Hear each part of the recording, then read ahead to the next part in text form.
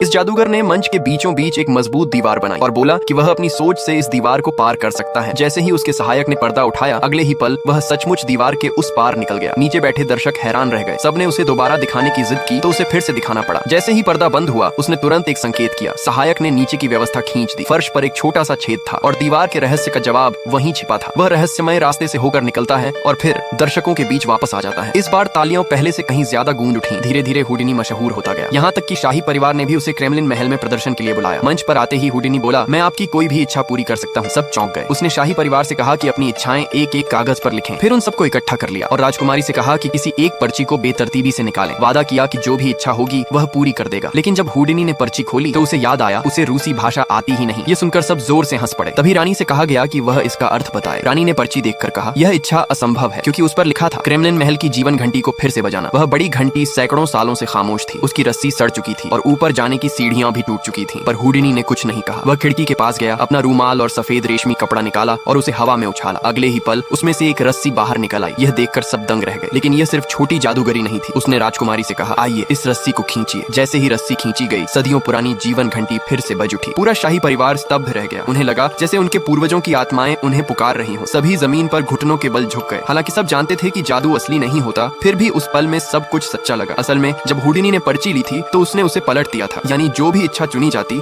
नतीजा वही होता, घंटी को बजाना। वास्तव में घंटी के बजने की आवाज उसका साथी जीन सामने वाली इमारत से चला रहा था। उसने एक बंदूक में विशेष ध्वनि उपकरण लगाया था। जैसे ही राजकुमारी ने रस्सी खींची, उसने ट्रिगर दबाया और वही आवाज सबको जीवन की घंटी लगी। दर्शक